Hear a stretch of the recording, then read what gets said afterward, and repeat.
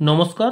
বিদ্যাসাগর বিশ্ববিদ্যালয়ের গ্র্যাজুয়েশনের ইতিহাস বিভাগের নিউ সিলেবাস অনুযায়ী পেপার মেজর 1 বা অনার্স পেপারের একটি গুরুত্বপূর্ণ প্রশ্নের উত্তর আজ তোমাদের কাছে তুলে ধরব। তাই তোমরা ভিডিওটি স্কিপ না করে শেষ পর্যন্ত অবশ্যই দেখো। প্রশ্নটি হলো নব্যপ্রস্তর যুগের বৈশিষ্ট্যগুলি লেখো। বা তোমাদের পরীক্ষায় এভাবেই প্রশ্ন হতে পারে যে নিওলিথিক এজের বৈশিষ্ট্যগুলি লেখো।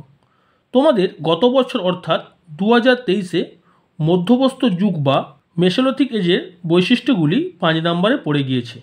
তাই তোমাদের এবছর অর্থাৎ 2024-এ প্রাচীন প্রস্তর যুগ বা নব্যপ্রস্তর যুগের বৈশিষ্ট্য আসার প্রবল সম্ভাবনা রয়েছে। ইতিমধ্যেই তোমাদের কাছে আমি প্রাচীন প্রস্তর যুগ বা প্যালিওলিথিক এজের বৈশিষ্ট্য তুলে ধরেছি। তাছাড়া আমার 2024-এর সাজেশান এবং বিভিন্ন গুরুত্বপূর্ণ নোটস তুলে ধরেছি। যারা এখনও পর্যন্ত ভিডিওগুলি দেখে উঠতে পারোনি বা যারা আজ আমার চ্যানেলে নতুন, তারা অবশ্যই চ্যানেলটি সাবস্ক্রাইব করে পাশে থাকা বেল আইকনটি অল করে নাও, তাহলে তোমরা ধারাবাহিক ভিডিওগুলি পেয়ে যাবে। যাই হোক, তাহলে আজকে শুরু করছি। দেখো, নব্যপ্রস্তর যুগের বৈশিষ্ট্যগুলি লেখো। 5 নম্বর খুব গুরুত্বপূর্ণ প্রশ্ন। বা তোমাদের নিওলিথিক এজের বৈশিষ্ট্যগুলি এভাবে তোমাদের পরীক্ষায় প্রশ্ন হতে পারে। ঠিক আছে, প্রথমে তোমরা একটা প্যারা করবে।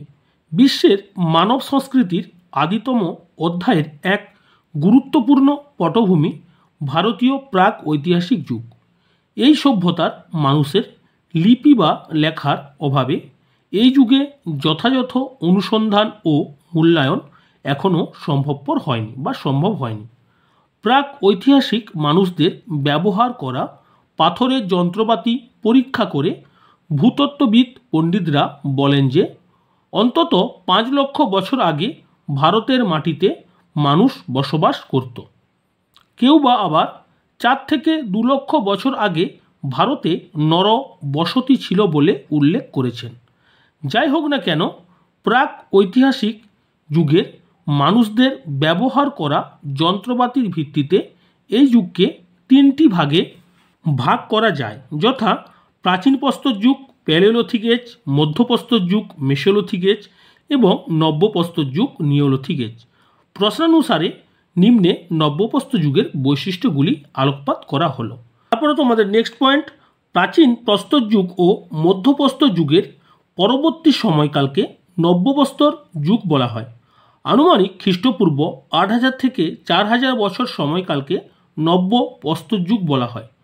পশ্চিম এশিয়ার জেরিগোতে এবং পাকিস্তানের অন্তর্গত মেহেরগড়ে নব্যপ্রস্তর যুগের প্রাচীনতম নিদর্শন আবিষ্কৃত হয়েছে। তোমরা এ প্রসঙ্গে একটু জেনে রাখো, ভারতে নব্যপ্রস্তর যুগের সময়কাল আনুমানিক 4000 খ্রিস্টপূর্বাব্দ। তারপরে তোমরা বৈশিষ্ট্য বলে পয়েন্ট করবে। নব্যপ্রস্তর যুগের বৈশিষ্ট্যগুলি হল নিম্নরূপ। প্রথম পয়েন্ট, জীবনযাত্রার ধরন। নব্যপ্রস্তর যুগের প্রধান বৈশিষ্ট্য হল জীবনযাত্রার ধরন। কারণ এই যুগের মানুষ খাদ্য সংগ্রাহক থেকে খাদ্য উৎপাদকে পরিণত হয়েছিল। অর্থাৎ নব্যপ্রস্তর যুগের মানুষ খাদ্য উৎপাদন করতে শেখে। তারা বিভিন্ন দানা মাটিতে রোপণ করে খাদ্য উৎপাদন করতে শেখে। আনুমানিক 7000 খ্রিস্টপূর্বাব্দে মেহেরগড়ে জব চাষের মাধ্যমে কৃষিকাজের সূচনা হয়। তাছাড়া তারা ধান, গম ও বার্লি চাষও করত। নেক্সট পয়েন্ট বা নেক্সট বৈশিষ্ট্য, বসতি স্থাপন। নব্যপ্রস্তর যুগের আরেকটি গুরুত্বপূর্ণ বৈশিষ্ট্য হল বসতি নির্মাণ। অর্থাৎ তারা এক স্থানে পাকাপাকিভাবে বসতি স্থাপনে সক্ষম হয়ে ওঠে। এই যুগে কৃষি উৎপাদন এবং পশুপালন করার ফলে তারা নির্দিষ্ট স্থানে থাকার জন্য বসতি তৈরি করেন।